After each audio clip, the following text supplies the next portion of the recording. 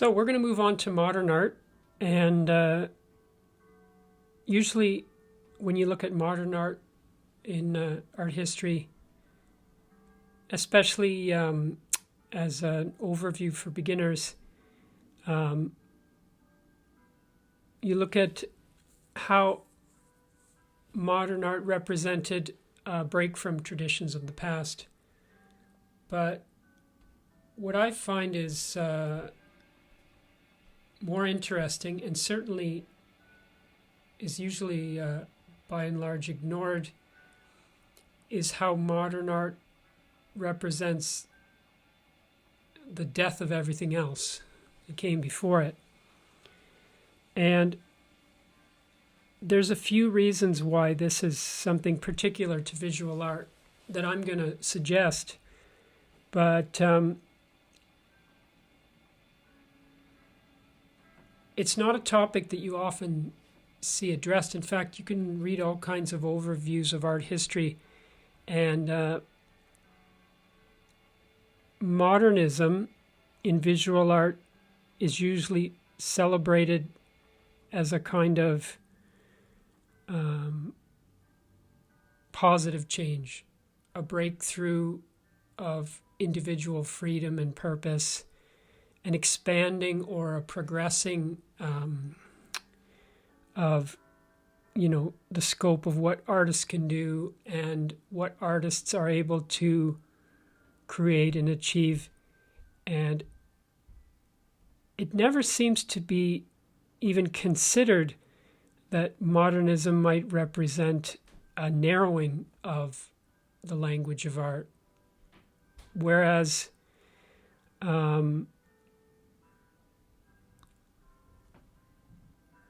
if you imagine,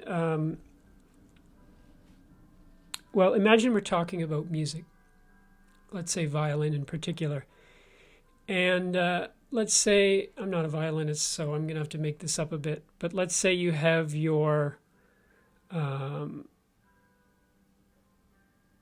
way you use the bow, the way you tune the strings, the various scales in the different key signatures, you have your time signatures, you have all the kind of structures in your music theory, like your arpeggios and your harmonies, and there's different kinds of relationships between, like as a composer, as an interpreter of the music, and the techniques related to how you make sound using the violin. And imagine that you have a new movement in the evolution of the instrument where you don't encourage students of the violin to learn sight reading or to study specific pieces of the past. You don't pass on, any of the standard ways of holding the bow, of positioning the violin, of, working to achieve certain kind of tone, etc., etc. But rather, you give your new generation of musicians violins and you just let them experiment and make whatever kinds of sounds they like, compose whatever music comes to them through their own creative development. And you don't actually push them to learn or to master any of the music, any of the theory, or any of the techniques of the past. So on paper, it may sound like you're expanding the vocabulary of a violinist, but you're not at all. You're actually limiting them to a very sort of primitive vocabulary, not only of the kind of sounds that they're able to produce, but of the kind of emotion they're able to evoke. Because they don't have the centuries of the evolution of musical theory or the evolution of the ways to play a violin, you've limited them to the status of a beginner. If you imagine someone has studied with great masters, learned sight reading and playing their violin at a very young age, perhaps even in their adolescence they were playing violin concertos where they have to adapt not only to the rigors of a particular musical tradition, but they have to play with the orchestra and the conductor. They have to meet all the standards and conventions of that whole musical culture. Then you can, the result can be a musician who's, could maybe bring people to tears or move people to tremendous experiences of, being uplifted or having their whole awareness expanded through pushing music to, higher and higher levels of artistic power, of aesthetic experience. When you give an artist freedom before you've given them discipline, then they actually are never able to hone their instrument in such a way that it's, it's a depths of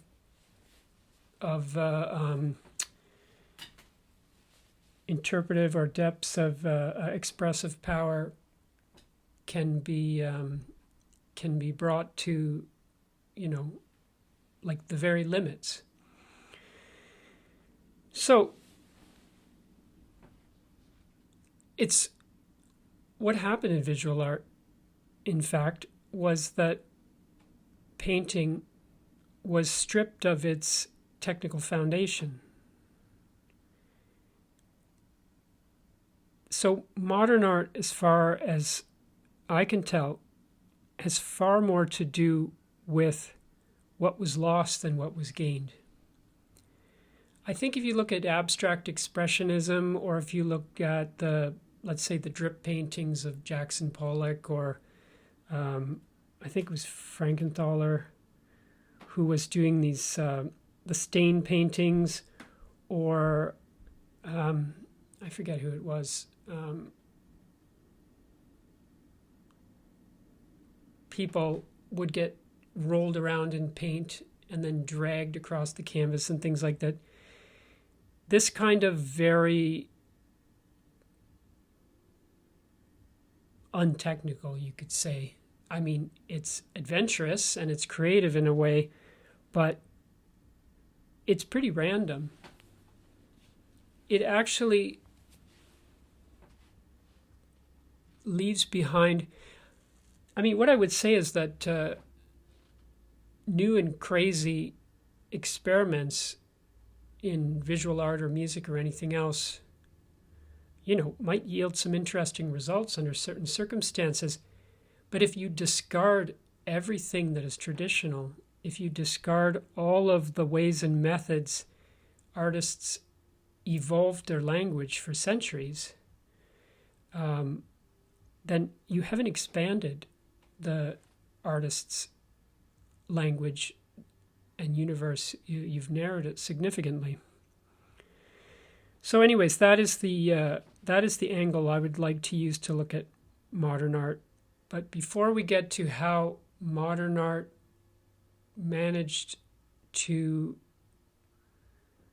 I'm making modern art sound like it's a person or some kind of club or something, but how art evolved in the modern era in such a way that the institutions, the schools, the collectors, the museums, the whole culture of visual art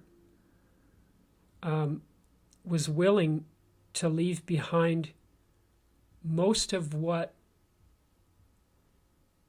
made, or most of what people associated with quality, excellence, and value in the visual art of the past, that's what we're going to look at.